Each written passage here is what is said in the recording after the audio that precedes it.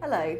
Extending, renovating or just modernising your property can seem like a daunting task, but it doesn't have to be. We would love to help. I'm Genevieve from Lewis Visuals. We are a multi-award-winning architectural practice. Our company vision is transforming lives through design. Because the design of your home is such a direct impact on your quality of life, we'll take the time to understand your needs for family, work and personal space, and then translate those needs into ideas designed to improve your lifestyle. Lewis Visuals works with larger developers on new bespoke housing projects, but much of our work and our passion involves renovating or extending existing properties. From major refurbishments through to the modest single-storey extensions, we love to bring your ideas to life, whether major or minor, like simply enlarging a kitchen or creating an open plan living environment. I'm going to explain our 5 simple steps of what to expect through the architectural work stages. These are the topics that we'll be covering. Stage 1 is an initial consultation, an appraisal and strategic brief. Stage 2, this is the as existing measured survey. Stage 3, sketch schemes, design options and outline proposals. Stage 4, amalgamating the designs for detailed proposals and a planning submission. Stage 5, building control submission, final proposals and production information.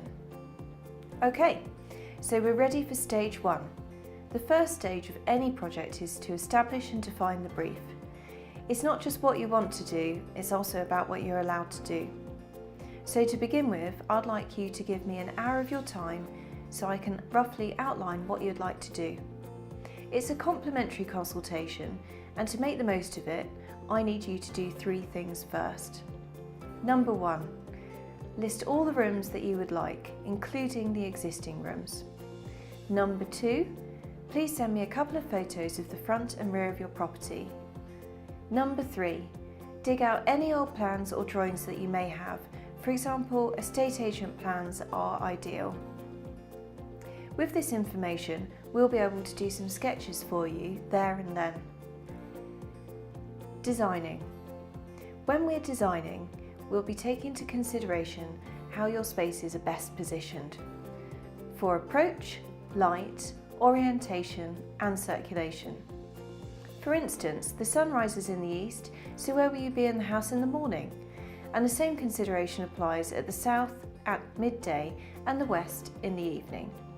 We wouldn't want to be providing you with a WC that is south facing, which is taking up the main views of your garden, especially if it takes a rabbit warren of corridors just to get there. Budget. Budget is always a main driving factor. We have a very helpful build cost calculator on our website which multiplies your new floor area by between around £1,400 to £2,000 a square metre. Attic conversions are generally a fixed price depending on the size and the internal alterations. This can vary greatly. We'll be able to gauge your budget and brief and if they're realistic, and if they're not, then we'll have to establish if there's any room for movement or compromise in either. The other main consideration when designing is planning permission. We'll be taking into account your neighbour's proximity and whether your proposals will be overlooking, overshadowing, in keeping and subservient to your existing dwelling. There are many other driving factors to planning which are dependent on your location and previous planning consents.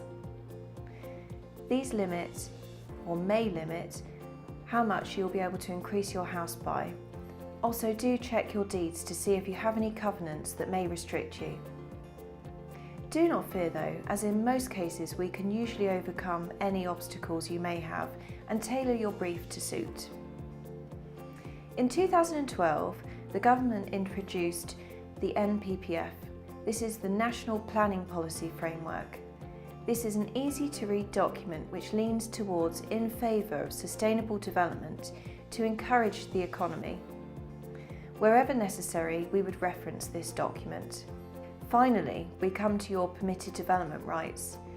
In many cases, there are parts of your home that you can extend, convert or construct without planning permission.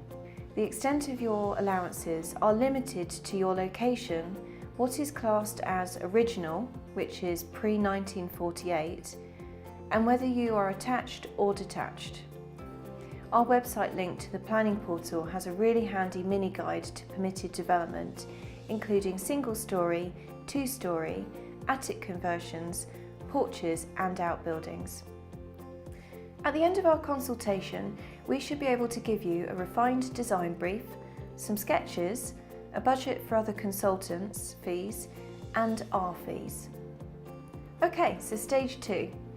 In order to start designing, firstly we need measured up-to-date drawings of the existing dwelling or land.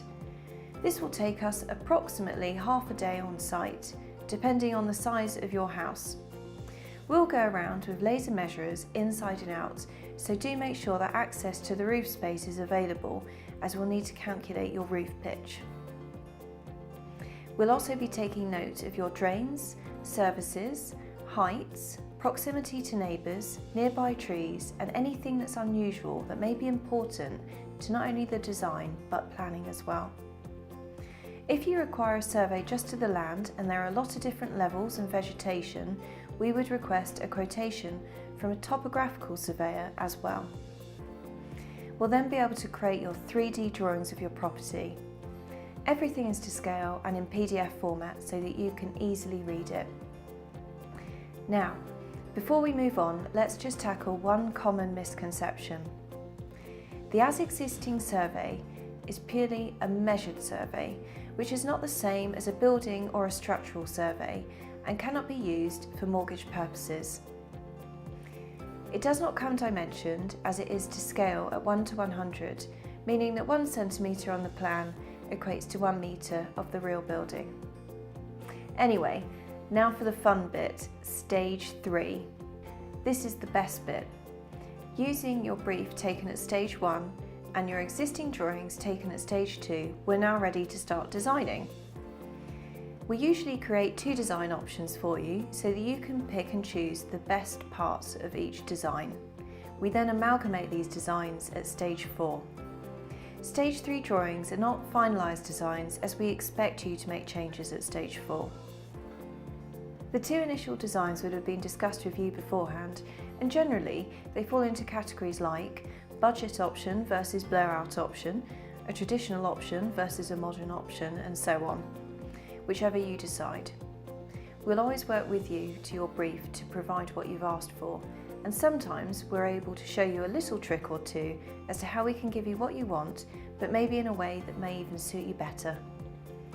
You can show these initial drawings to your builder for estimates, to your estate agent for valuation, or to your friend or mother because their opinion counts too, right? And then when you've listened to everybody else, listen to yourself. Ask yourself what your heart, head and bank balance really want. This is a very important decision to make, which will have a huge impact on your lifestyle, so let's make sure it's right. Stage 4. Now that you've had time to mull over your 2 design options, we'll sit down and run through the best parts. By the end of the meeting, we should have come to a decision about how to best combine the elements whilst bearing in mind the budget. Sometimes we may have to reach a compromise which still meets most of the important design criteria in your brief. If you believe that your designs will be over budget, but you just can't bear to not have them, then let's plan a way to phase these into individual projects for the future.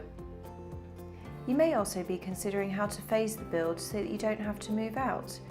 These are all elements that you, your builder and I can work out for you. Once your design is agreed, we're ready to then submit a planning application. There are different types of planning applications, but don't worry, we'll select the correct one for you. Although we can never guarantee planning consent, we'll always advise you of any risks that we may suspect. In addition, we'll point out why we have designed certain things in a particular way. This is usually for planning purposes. Once the plans have been submitted, you'll need to wait approximately 8 weeks for the decision. During this time, the application will be assessed by various departments such as Ecology and Highways for their comments. You will also be asked to display a notice on your property so that your neighbours can comment, support or object within a 4-week consultation period. After that, your assigned case officer will then gather all the information and comments together, visit the site and then write up their report, either recommending the application for refusal or approval. Okay, so stage 5. Now that we've successfully gained planning consent, we're ready to start your detailed construction drawings for building control approval. These designs will be used to calculate accurate construction costs, so before we start, we'll need to go through and advise you of your best and most appropriate construction specifications. The areas that we'll cover are foundations, drainage, floors, walls, roofs, external finishes, insulation, internal finishes, beams, steels, plumbing and electrical. When we have the drawing package ready, we'll then commission a structural engineer for their input. We can then produce a breakdown of labour and materials to give to your builder. We can make recommendations for you and advise you on all of your options. We'll then send the drawings off for what's known as building control approval. Basically, your building inspector will check our plans, the structural engineer's plans, and then come to site at regular intervals to check that the plans are being adhered to. The inspector will then be working alongside your builder so that they can provide you with a completion certificate at the end. There was a lot to go through, which is why we break it up into 5 easy work stages. Don't worry though, we're here to hold your hand throughout the entire process and make it a fun experience. I'm Genevieve from Lewis Visuals. I hope you found our video useful, and if you have any other questions, please don't hesitate to contact us.